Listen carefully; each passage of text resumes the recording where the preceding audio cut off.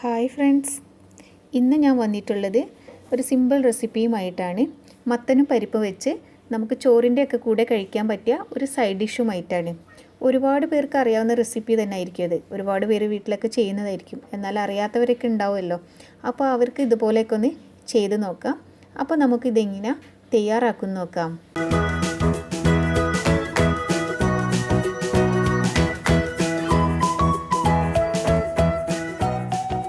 അപ്പോൾ ഇത് തയ്യാറാക്കാനായിട്ട് നമുക്ക് ആദ്യം വേണ്ടത് മത്തനാണ്.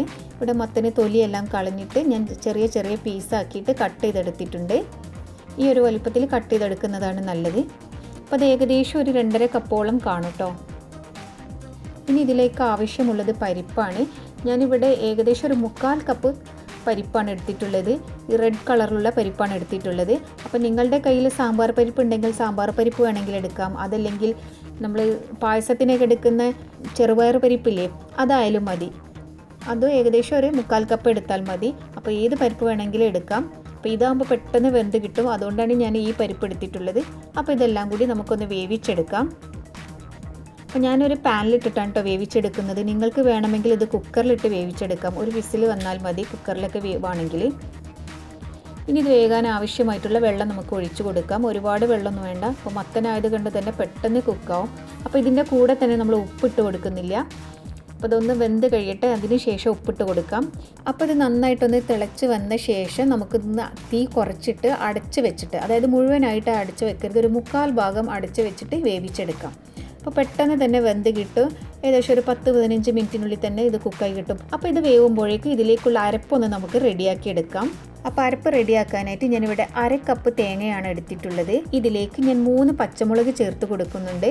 ഇതിനോടൊപ്പം തന്നെ ഒരു വലിയ അല്ലി വെളുത്തുള്ളിയും കൂടി ചേർത്ത് കൊടുക്കാം. പിന്നെ 1/2 ടീസ്പൂണ് ചെറിയ ജീരകം, 1/2 ടീസ്പൂണ് മഞ്ഞൾപ്പൊടി, ഇതെല്ലാം കൂടി ചേർത്ത് മിക്സിയിലൊന്ന് നമുക്ക് ഒതുക്കിയെടുക്കാം. ഒരുപാട് അരഞ്ഞ് കിട്ടണ്ട, ഒന്ന് ചതച്ചെടുത്താൽ മതി. അപ്പോൾ വെള്ളം ഒന്ന് ചേർക്കണ്ട കേട്ടോ. അപ്പോൾ നമ്മുടെ പരിപ്പും മത്തനും ഇവിടെ വെന്ത് വന്നിട്ടുണ്ട്. നമുക്കിതൊന്ന് ഇളക്കി നോക്കാം.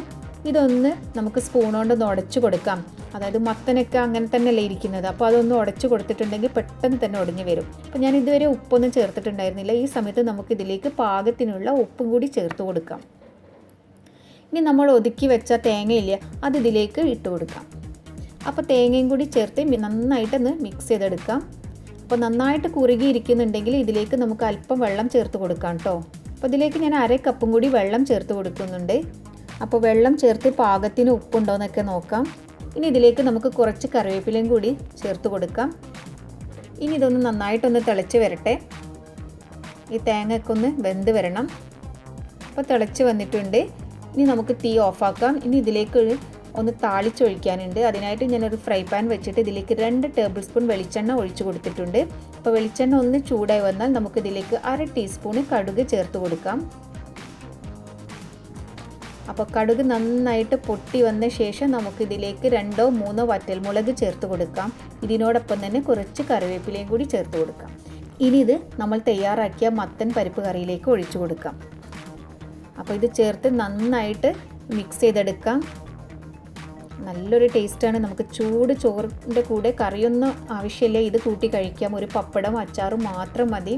അപ്പോൾ നിങ്ങൾ വീട്ടിൽ ഇങ്ങനെയല്ല തയ്യാറാക്കുന്നതെങ്കിൽ ഇതുപോലെ തയ്യാറാക്കി നോക്കൂ. അപ്പോൾ നിങ്ങൾക്ക് എൻ്റെ വീഡിയോ ഇഷ്ടപ്പെട്ടിട്ടുണ്ടെങ്കിൽ ലൈക്ക് ചെയ്യാനും കമൻറ്റ് ചെയ്യാനും അതുപോലെ തന്നെ ഫ്രണ്ട്സൊക്കെ ആയിട്ട് ഷെയർ ചെയ്യാനും മറക്കരുത്. അപ്പോൾ നിങ്ങൾ എൻ്റെ ചാനൽ ആദ്യമായിട്ടാണ് കാണുന്നതെങ്കിൽ സബ്സ്ക്രൈബ് ചെയ്യാൻ മറക്കരുത്. നിങ്ങൾ സബ്സ്ക്രൈബ് ചെയ്യുന്നതിൻ്റെ തൊട്ടടുത്ത് തന്നെ ഒരു കുഞ്ഞു ബെല്ലൈക്കൺ കൂടി കാണാം, അതുകൂടി ക്ലിക്ക് ചെയ്യണം. എന്നാൽ മാത്രമേ ഞാൻ പുതുതായിട്ടിടുന്ന വീഡിയോസിൻ്റെ നോട്ടിഫിക്കേഷൻ നിങ്ങൾക്ക് കിട്ടുകയുള്ളൂ. ഇനി ഞാൻ പുതിയൊരു റെസിപ്പിയുമായിട്ട് വീണ്ടും വരാം. അതുവരേക്കും ബൈ.